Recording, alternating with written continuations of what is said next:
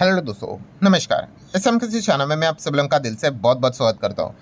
दोस्तों, इस वीडियो में हम लोग बात करने वाले केवल एक ही कंपनी के बारे में, और पूरा वीडियो क्लियर कट डिस्क्लेमर देना चाहूँगा, सिर्फ इन्फॉर्मेशनल एजुकेशनल पर्पज से रिलेटेड है, कोई रिकमेंडेशन रहता नहीं, आपको पता ही है।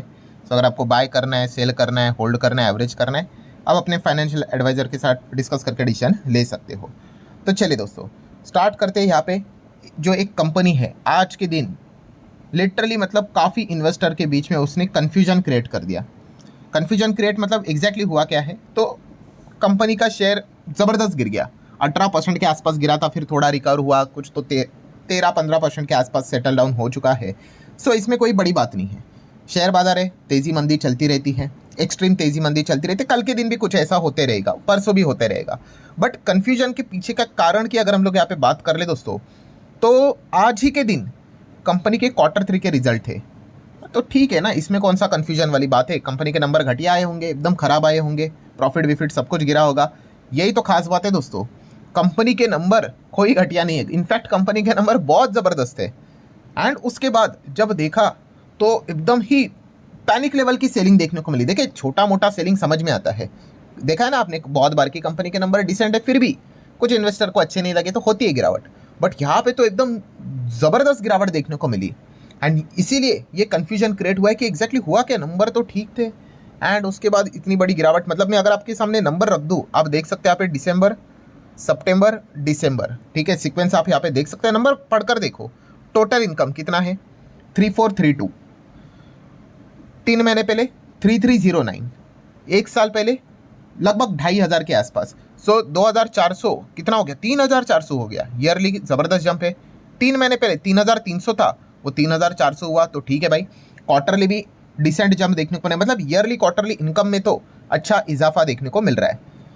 ठीक है, हमें लगा होगा कि खर्चे बिर्चे बहुत बढ़ गए होंगे, तो आगे नंबर खराब आ चुके होंगे। तो आप देख सकते हो यहाँ पे टोटल एक्सपेंसेस 2700 2300 के रेंज में। तो ठीक है, इनकम से एक्सपेंस हटा देंगे, प्रॉफिट मिलेगा या फिर लॉस मिलेगा। अगर आप देखोगे यहाँ पे तो आपको क्या देखने को नहीं, चलो टैक्स भी सब कुछ कट करने के बाद final net profit after tax की बात कर रहे तो कितना है, 501 का प्रॉफिट है, जो कि 3 महीने पहले कितना था, राउंडेड फिगर ले लेते हैं 418, और एक साल पहले केवल 81-82। आप देख सकते हैं दोस्तों, 80 के आसपास चलने वाला प्रॉफिट 500 के रेंज में आ गया, और 3 महीने पहले 400 के रेंज में चलने वाला प्रॉफिट 500 के रेंज में आ गया। तो कंपनी ने तो एकदम भयंकर लेवल पे ज़बरदस्त परफॉर्मेंस यहाँ पे दिखाया है। एकदम मतलब ऑपरेशनल बेसिस के हिसाब से काफ़ी अच्छा परफॉर्मेंस दिखा, और यही चीज़ के चलते कंपनी का EPS भी आपको वैसे ही देखने को मिलेगा, 10.92, 8.86, और यहाँ पे नॉट इवन 1.96। 0.96 से 10.92, 8.86 से 10.92, मतलब इतना धुआंधार कमाल का परफॉर्मेंस हमें यहाँ पे देखने को मिल गया। एंड इसीलिए उसके बाद यहाँ पे हम लोग को क्या देखने को मिल गया कि कंपनी का स्टॉक एकदम धपक करके यहाँ पे गिर गया, और गिरा भी तो कितना, तो लगभग आप यहाँ पे देख सकते हो 18% के आसपास, 18% तक स्टॉक हम लोग को फॉल होते हुए देखने को मिल गया। एंड इसीलिए चर्चा बन गई कि जो ये कंपनी है, इतने स्ट्रॉन्ग प्रॉफिट दिखाया, ग्रोथ दिखाया, 4 रुपये का डिविडेंड भी दिया, उसके बावजूद स्टॉक गिरा क्यों। कौन सी कंपनी की हम बात करें दोस्तों, तो आप यहाँ पे नाम देख ही सकते हो, IIFL finance. Yes, IIFL finance का शेयर 18% गिरा। क्यों पता है, क्योंकि यहाँ पे इनकम टैक्स IT डिपार्टमेंट के ओर से कुछ हम लोग को नोटिस आती हुई देखने को यहाँ पे मिली है। एंड उसके बाद बहुत ज़्यादा ये पैनिक फैलते हुए देखने को मिला। तो इसी को थोड़ा सा हम लोग ज़्यादा डिटेल में जानने की कोशिश करेंगे कि ऐसा क्या हो गया कि इतनी बड़ी गिरावट हम लोग को देखने को मिली है। आप यहाँ पे देख सकते हैं दोस्तों, इनकम टैक्स का ऑर्डर यहाँ पे आया है कि कंपनी को स्पेशल ऑडिट करना पड़ेगा। अब ये क्या होता है दोस्तों, स्पेशल ऑडिट।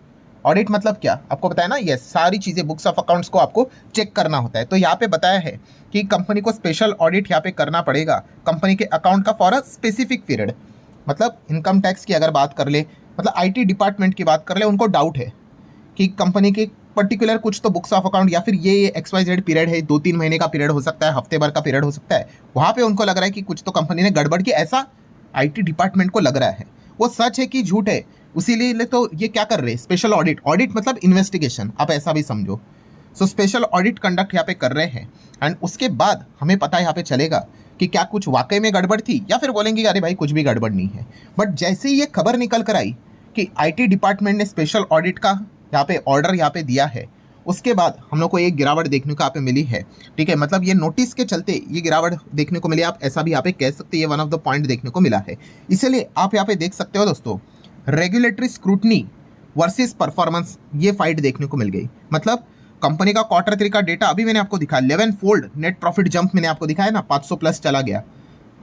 कंसोलिडेटेड भी देख लो या स्टैंड अलोन देख लो, बट हुआ क्या यहाँ पे, हुआ कि ये कंपनी के जो परफॉर्मेंस है वो कंप्लीटली ओवरशैडो हो गया because of regulatory order. Regulatory order मतलब डिपार्टमेंट का ऑर्डर, सरकार का ऑर्डर आ गया कि भाई आपके पहले जो आप चीज़ें दिखा रहे हो, बता रहे हो, थोड़ा हमें चेक करना है कि सच में सारी चीज़ें ठीक है कि नहीं है करके। सो ये इस चीज़ के चलते हम लोग को पूरा खेल बिगड़ते हुए देखने को मिला। ऊपर से अगर बात करें दोस्तों, तो GST पेनाल्टीज भी हम लोग को देखने को मिली थी, एंड इसने भी क्या किया और नेगेटिव सेंटीमेंट को ऐड कर दिया। मतलब आप सभी लोगों को पता है company received the order from GST department, कहाँ पे, बिहार में एंड गुजरात में, एंड इस चीज़ के चलते टोटल पेनाल्टी कितना लगा पता है, 13.2 करोड़ इस कंपनी के ऊपर। तो इसने क्या कर दिया और आग में घी डालने का काम कर दिया। ठीक है, मतलब कैसा होता है, एक नेगेटिव खबर आ गई तो उसके बाद तो मतलब बाकी की चीज़ें भी थोड़ा और एक्सट्रीम लगना यहाँ पे लग जाती है, और यही चीज़ यहाँ पे IIFL फाइनेंस इस कंपनी के साथ आज के दिन होते हुए देखने को मिली है। देन एक चीज़ दिमाग में ज़रूर आती है, IIFL फाइनेंस ये जो कंपनी है दोस्तों, ये तीसरे नंबर की कंपनी है। किस पॉइंट में, गोल्ड लोन के पॉइंट में। अब गोल्ड लोन में नंबर 1 कौन सी NBFC है, Muthoot finance, then Manappuram finance, then IIFL finance. So ये तीसरा नंबर की है। तो हर किसी ने ये भी चेक किया कि भाई लोन ग्रोथ की अगर बात कर ले, गोल्ड लोन ग्रोथ की बात कर ले, तो वहाँ पे कुछ गड़बड़ है क्या, तो नहीं। Gold loan AUM nearly triple, 3 गुना हुआ है भाई, 189% ईयर ऑन ईयर बेसिस। और ये कितना हो चुका है AUM, 43,432 करोड़। मतलब गोल्ड लोन में कुछ हुआ है क्या, दिक्कत तो कुछ भी नहीं, गोल्ड लोन एकदम तगड़ा चल रहा है। तो यहाँ से कोई दिक्कत की बात यहाँ पे नहीं है। तो दिक्कत कहाँ पे देखने को मिल रहा है दोस्तों, तो दिक्कत देखने को, अच्छा क्या MSME लोन में दिक्कत है, नहीं, वहाँ पे भी ग्रोथ है। दिक्कत है दोस्तों माइक्रो फाइनेंस सेगमेंट में। माइक्रो फाइनेंस सेगमेंट में 19% का डिक्लाइन देखने को यहाँ पे मिला है। और ऐसा क्यों, क्योंकि मैक्रो इकोनॉमिक प्रेशर हम लोग को देखने को मिल रहा है अनसिक्योर्ड लेंडिंग में, और ये एक बहुत बड़ा चिंता का विषय। इसके पहले भी ये एक वार्निंग हम लोग को देखने को मिली थी कि अनसिक्योर्ड लोन से रिलेटेड, लेंडिंग से रिलेटेड काफ़ी ज़्यादा प्रेशर देखने को यहाँ पे मिल रहा है, और एक काफ़ी दिक्कत क्रिएट कर सकते हैं। इनफैक्ट RBI ने भी ये चिंता जताई थी। देखियो, सिक्योर्ड लोन जो होगा ना, उसमें कोई दिक्कत की बात नहीं है। अब जो गोल्ड लोन होता है वो क्या होता है, सिक्योर्ड होता है। आपने नहीं दिया ना पैसा, कोई बात नहीं, आपकी ज्वेलरी हमारे पास से बेच देंगे, रिकवर हो जाएगा। बट ये जो छोटे बिजनेसेस को, जहाँ पे मतलब माइक्रो फाइनेंस नाम से ही पता चल जाते हैं, छोटे छोटे फाइनेंस जो दिए जाते हैं, एंड खास करके क्या रहते हैं, अनसिक्योर्ड टाइप के होते हैं, कि बस आपको पैसे दिए जाएंगे और उसके बदले आपके पास कुछ सिक्योरिटी नहीं होती। वो अगर डूब गया ना, तो मतलब बहुत दिक्कत यहाँ पे हो सकती है। और वहाँ पे आप देख सकते हो दोस्तों, माइक्रो फाइनेंस सेगमेंट में 19% का डिक्लाइन हम लोग को देखने को यहाँ पे मिल रहा है। ठीक है, तो ये पॉइंट आप नोट करके चल सकते हो। देन ये सारा जो चीज़ देखने को मिल गया, इतना भयंकर गिरावट एंड ऑल दैट, उसके बाद भाई कंपनी का तो क्लैरिफिकेशन बनता है कि नहीं। तो कंपनी ने क्लैरिफिकेशन दिया है कि ये भाई ये प्रोसीजरल चीज़ है। ठीक है, जो टैक्स ऑडिट से रिलेटेड जो सारी चीज़ें हम लोग को देखने को मिल रही है, सो प्रोसीड्यूरल है। ठीक है, मतलब हम कह सकते हैं कि एक नॉर्मल सी चीज़ है, ऑन गोइंग असेटमेंट जैसा यहाँ पे चलता है, उस हिसाब से इसका कोई इमीडिएट इम्पैक्ट कंपनी के फाइनेंस के ऊपर यहाँ पे पड़ने वाला नहीं है। आप देख सकते हैं, no immediate financial impact currently determined.